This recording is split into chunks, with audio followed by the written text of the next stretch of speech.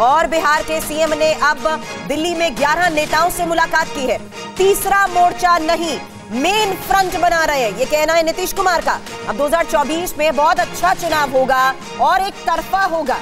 नीतीश कुमार की तरफ से ये बड़ी बातें कही गई हैं और साथ ही कहा, मैं पीएम पद का उम्मीदवार नहीं, आपसी सहमति के बाद सब तय हो जाएगा। नीतीश कुमार की तरफ से कही गई बड़ी बातें सुनिए।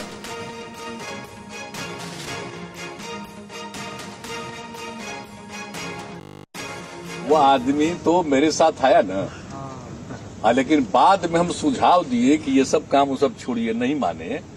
दूसरा देश भर में कितना पार्टी का काम करते रहे, तो उसका वो धंधा है। अब बिहार में वो अपना जो करना चाहिए करे ना भाई, उसे क्या मतलब, उसके स्टेटमेंट का कोई अर्थ नहीं है। एक बार जान लीजिए, आप उसके बोल रहे हैं उनके बारे में। और नीतीश कुमार अपना रुख साफ करते हुए तमाम मेहमानों का पैनल हमारे साथ है।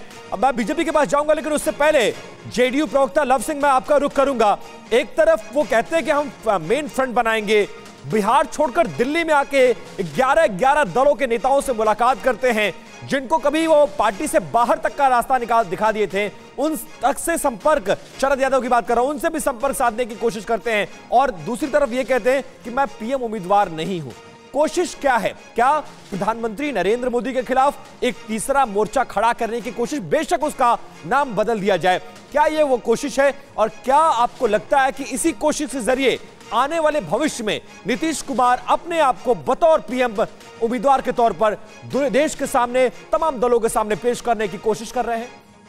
देखिए, जिस तरह से नीतीश कुमार जी जैसे ही 9 अगस्त को इस गठबंधन तोड़ने का ऐलान किया, 9 अगस्त क्रांति दिवस था, 9 अगस्त 42 को भारत छोड़ो आंदोलन हुआ था, और उसी दिन से बीजेपी भगाओ आंदोलन की शुरुआत हो गई है। और नीतीश कुमार जी जब निकले हैं, आप जानते हैं कि नीतीश कुमार जी बहुत सोच समझकर फैसला लेते हैं, और ऐसा फैसला लेते हैं कि सब जगह ऑपरेशन लोटस चल रहा था, बिहार में लोटस का ही ऑपरेशन कर दिया गया, इनको पता भी नहीं चला। मतलब और आज इसी ऑपरेशन लोटस, पूरा जवाब सुन लीजिए ना, आप पूरा जवाब सुन लीजिए। 2017 में इसी ऑपरेशन लोटस के तहत नीतीश कुमार आपके पाले में आके बैठ गए थे।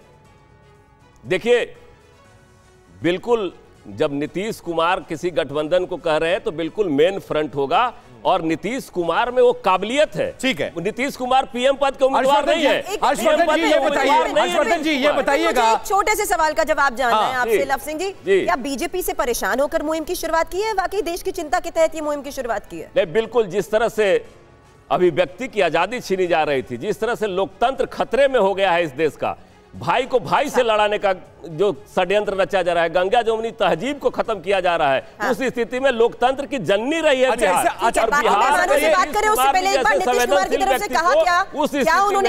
भाजपा में नहीं रहना चाहिए। अच्छा ठीक है, उनकी तरफ से कहा क्या गया, सुन लेते हैं एक बार। पक्षी दल है वो, जो जहां कहीं भी मतलब बीजेपी के से अलग जो विपक्षी दल के रूप में है अलग अलग राज्यों में, तो वो अगर आपस में मिलेंगे तो पूरे देश का एक ऐसा माहौल बनना शुरू हो जाएगा कि जो 2024 का जो चुनाव है वो बहुत अच्छा होगा। तो नीतीश कुमार बड़ा मेन फ्रंट बनाने की कोशिश कर रहे हैं। हर्षवर्धन जी, जब आप देखते हैं कि नीतीश कुमार की यह कोशिश, एक तरफ बीजेपी से गठबंधन तोड़ने का ऐलान, बिहार में शपथ ग्रहण, फिर दिल्ली का दौरा, 11 नेताओं से मिलने की कोशिश और सबको एक साथ एक फ्रंट में लाने की कोशिश, लेकिन इन तमाम बड़े नेताओं के जब एम्बिशन आप देखेंगे तो मुझे लगता है तराजू के ये वो मेढक हैं कि आप एक को रखेंगे, दूसरा कूद जाता है, तीसरे को रखेंगे, चौथा कूद जाएगा। ये नीतीश कुमार के लिए कितना बड़ा चैलेंज है, और क्या इससे पहले तमाम कोशिशें हुई हैं, ये उन्हीं कोशिशों की तरह एक कोशिश है, या इस बार जो नीतीश कुमार फ्रंट पर आकर लीड कर रहे हैं, यह कोशिश कुछ कामयाब होगी और एक ऐसा फ्रंट बनेगा जो नरेंद्र मोदी के रथ को रोक पाएगा, चुनावों में उनकी जीत को रोक पाएगा और एक देश में विकल्प के तौर पर बनकर उभरेगा? क्या लग रहा है आपको? देखिए विपिन जी, सबसे पहले तो ये कि अभी कोई भारतीय जनता पार्टी 260-70 वाले खांचे में नहीं खड़ी है कि हम कहें कि एक तीसरे फ्रंट की भी गुंजाइश है। एकदम किसी तीसरे फ्रंट की गुंजाइश नहीं है। फ्रंट दो ही होंगे और दोनों फ्रंट में ये बहुत तय करना होगा।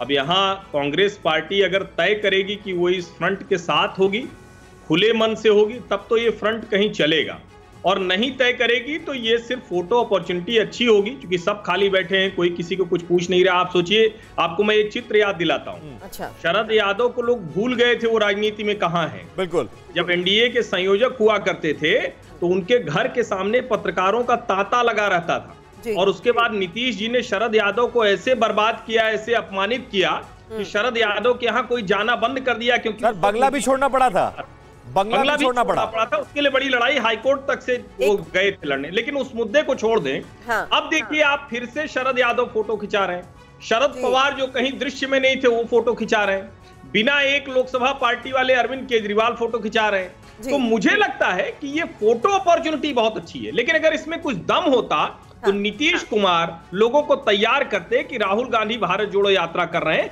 आइए चलिए हम सब लोग उनके पीछे खड़े होते हैं।